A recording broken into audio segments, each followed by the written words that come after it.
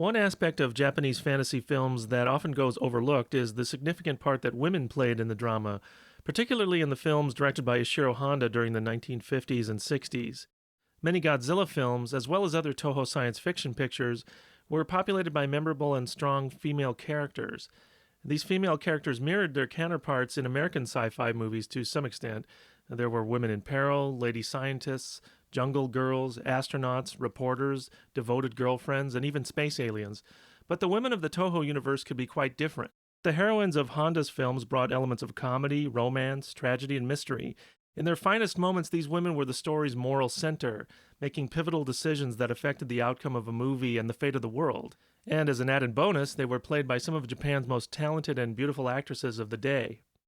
It all started with the original Godzilla, where young Emiko Yamane is faced with a moral dilemma of global consequences, the choice between remaining loyal to her fiancé, the mysterious Dr. Serizawa, or risk destroying their relationship for a chance to save mankind from the rampaging monster, which of course symbolizes nuclear war. For Emiko, breaking her promise to Serizawa and revealing the existence of his oxygen destroyer to the world is a far greater betrayal than breaking off her arranged marriage to him, and she agonizes over this decision until the sight of the dead and the wounded, particularly the children, in the aftermath of Godzilla's attack, finally compels her to act. Emiko was portrayed by actress Momoko Kochi, who also appeared in Ishiro Honda's alien invasion epic The Mysterians. Kochi had a relatively short acting career in the 50s and 60s, and she once said that she stopped making films because her association with her role in Godzilla was so strong that she chose to leave the public eye altogether.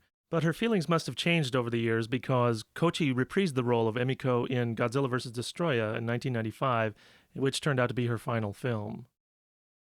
The cast of Mothra was led by the tenacious but somewhat clownish reporter played by Frankie Sakai and his sidekick, the photographer played by Kyoko Kagawa.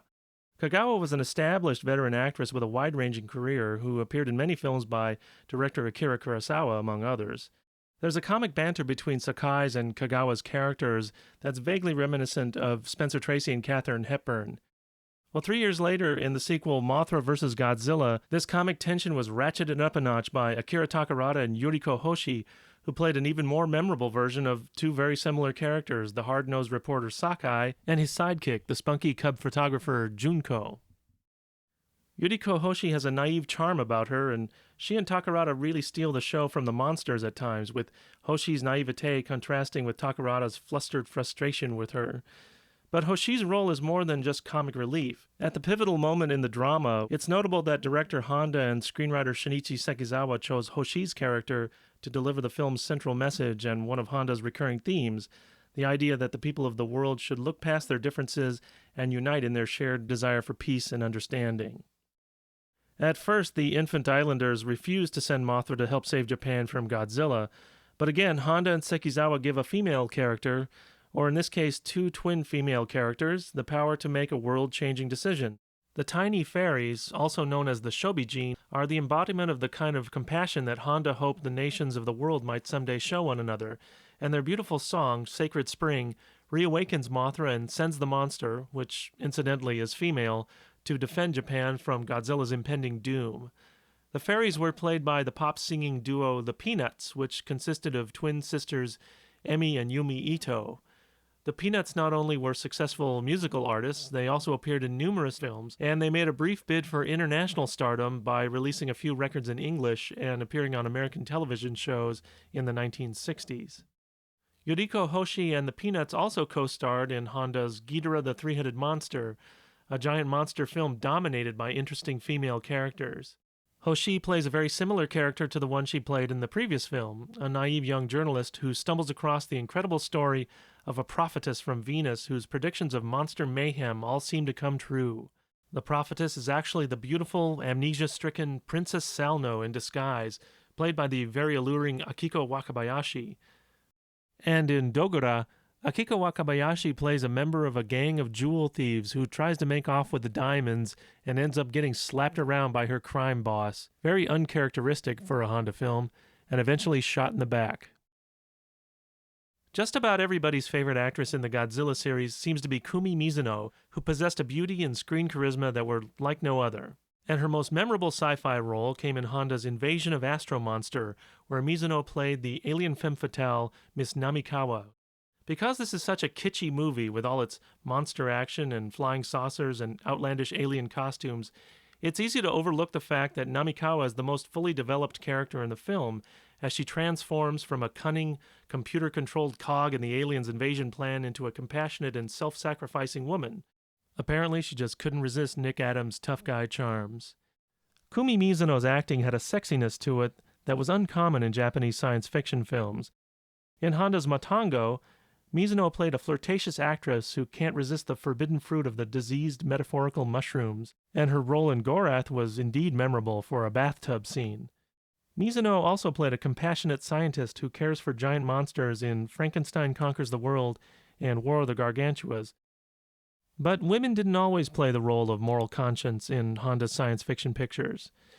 Yumi Shirakawa was one of Toho's popular leading ladies of the 50s and 60s, but her roles in science fiction movies were rather demure, one-dimensional characters or damsels in distress.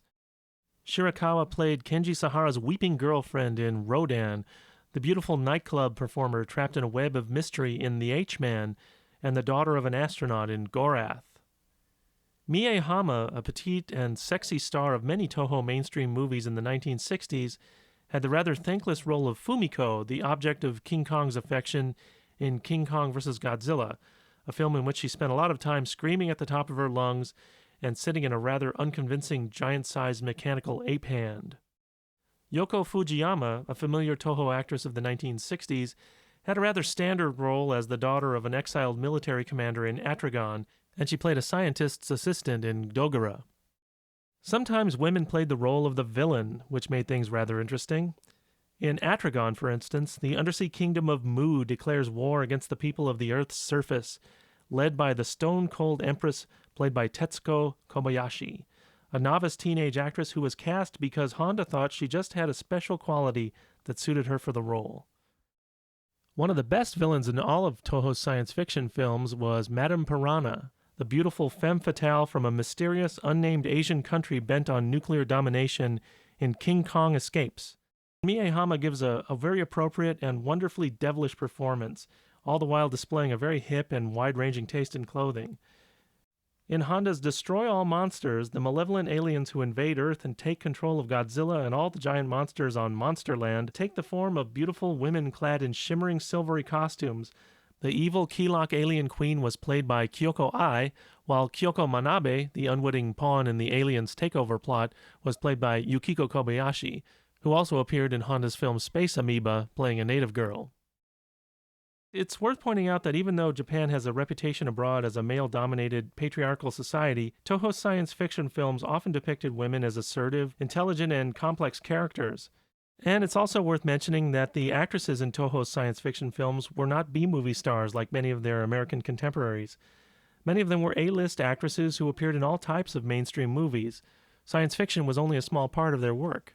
Of course, Ishiro Honda was not the only sci-fi filmmaker at Toho. Motoyoshi Oda's Godzilla Raids Again features Setsuko Wakayama, a frequent Toho actress of the day, as the hero's faithful yet rather bland girlfriend. And Godzilla vs. Hedorah, directed by Yoshimitsu Banno, has a great psychedelic main title theme performed by Keiko Mari, an actress who appeared in several Japanese sci-fi TV shows during the 70s. Jun Fukuda directed many science fiction and monster pictures, and like Honda, he had a tendency to depict women as strong and assertive, although in a more physical way. In Godzilla vs. the Sea Monster, Kumi Mizuno played Dayo, a tough island girl who helps a band of castaways defeat a rogue terrorist organization that's building a nuclear bomb in the South Pacific. A similar character was Saiko Matsumiya, the orphan girl on Solgel Island in Son of Godzilla, who helps a group of scientists escape the island without being killed in a monster melee. Saiko was played by Bibari Beverly Maeda, an actress reportedly born in Australia. And Godzilla vs. Gigan features a karate-kicking girlfriend played by Yoriko Hishimi, who uses her fighting skills to bail the heroes out of trouble. Fukuda's Godzilla vs. Mechagodzilla included a female archaeologist played by Reiko Tajima and a princess from an ancient Okinawan family. The princess was played by Berubera Lin, or Barbara Lin, who, according to some sources, was called the Marlene Dietrich of Japan because she appeared in some racy movies rather early in her career. Terror of Mechagodzilla was Ishiro Honda's last feature film, And the tragic character of Katsura Mifune, who sacrifices her life to save the world and the man she loves from an alien conquest, is reminiscent of Honda's classic female science fiction characters.